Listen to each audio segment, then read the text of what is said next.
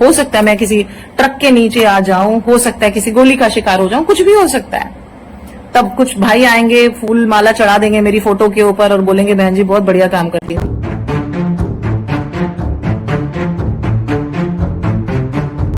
आप सभी को प्रणाम, वंदे मातरम, जय श्री राम। मेरा नाम है अमिता पाठक, गुरुग्राम हरियाणा से हूं। वही हरियाणा जहां का नारा है हमारी बेटी हमारा स्वाभिमान। हमारी बेटी हमारा स्वाभिमान के गुरुग्राम में वार्ड 20 के पुलिस चौकी के ठीक सामने ग्वाल पहाड़ी में पुलिस स्टेशन से मात्र 50 मीटर की दूरी पर गुरुग्राम में उस बेटी के स्वाभिमान को लाठियों से कुचल दिया जाता है। 3 नकाबपोश लोग आते हैं और लाठियों से वो मर जाए इस तरह से उसके ऊपर हमला करते हैं। ये घटना हुई मेरे साथ। मैं अमिता पाठक, जो कि लव जिहाद के लिए कितनी बच्चियों के लिए लड़ती रहती हूँ, कितनी खोई हुई बच्चियों को उनके घर तक पहुंचाती हूँ, जो कि प्रशासन का काम होना चाहिए और हम करते हैं। कितनी बच्चियों को हमने बचाया है।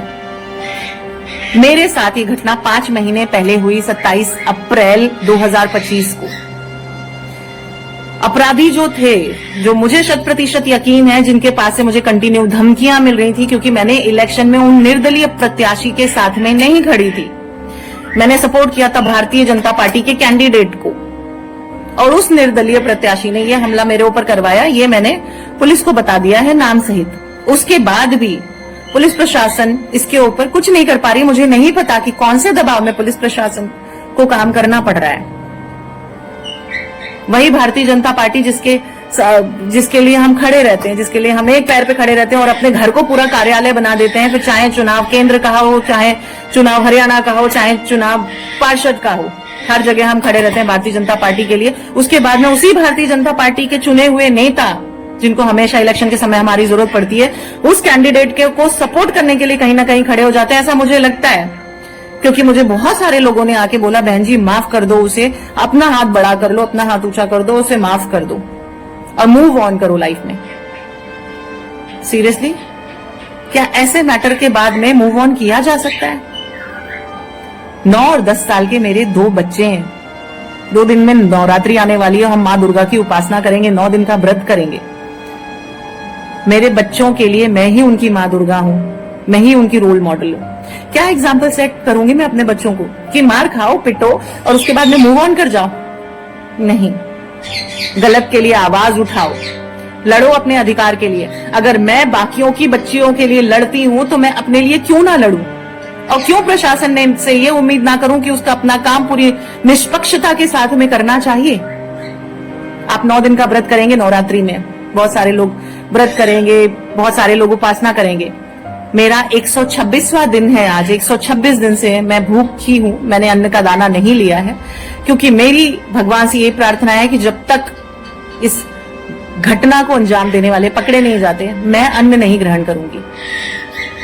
मेरे ही परिवार के बच्चे जो कॉलेज जाने वाले हैं, वो मुझसे पूछते हैं चाची क्या वो पकड़े गए? क्या बोलूं उनसे? अब तक नहीं है। और क्या रीजन दूं उनको कि क्यों नहीं पकड़े गए? क्योंकि एक वो विशेष जाति का है और वो सारे लीडर्स उसको सपोर्ट कर रहे हैं, जिनके लिए मैंने अपना ये हल करवाया, अपना हाथ तुड़वाया। उन्होंने हमला यहाँ पे किया था। यहाँ की चोट तो चोट ठीक हो गई, हाथ पैर थाई सबकी चोट ठीक हो जाएगी, पर जो मेरे मानसिक स्थिति है, जो मुझे मस्तिष्क में चोट लगी है, जो मेरे हृदय में चोट लगी है, क्या वो कभी भर पाएगी? वो भरेगी। वो तभी भरेगी जब इस घटना को अंजाम देने वाले उस नपुंसक मानसिकता के लोग पकड़े जाएंगे। आप सभी का सहयोग चाहिए, आप सबकी आवश्यकता है मुझे इस मैसेज को हमारे माननीय प्रधानमंत्री तक पहुंचाने की, कि क्या हो रहा है आपके हरियाणा में, क्या हो रहा है आपके कार्यकर्ताओं के साथ में जो आपके साथ खड़े रहते हैं, क्या हो रहा है आपकी बेटी और बहनों के साथ में। आज मैं जीवित हूं, अपनी बात रख पा रही हूं। मुझे पुलिस प्रशासन से सुरक्षा मिली हुई है, पर कभी न कभी ये सुरक्षा जब हटेगी तो क्या होगा? हो सकता है मैं किसी ट्रक के नीचे आ जाऊं, हो सकता है किसी गोली का शिकार हो जाऊं, कुछ भी हो सकता है। तब कुछ भाई आएंगे, फूल माला चढ़ा देंगे मेरी फोटो के ऊपर और बोलेंगे बहन जी बहुत बढ़िया काम करती थी।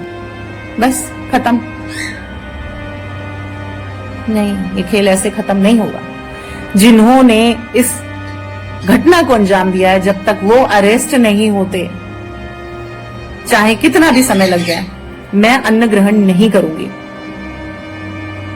मूव ऑन करना सोल्यूशन नहीं है, लड़ना सोल्यूशन है। ऐसे लोगों को उनके जो उन्होंने कार्य किया है उसके अंजाम तक उनको सजा मिलनी चाहिए, यही इसका सोल्यूशन है। और मैं यही शिक्षा अपने बच्चों को देना चाहूंगी। मूव ऑन करने की शिक्षा नहीं दूंगी।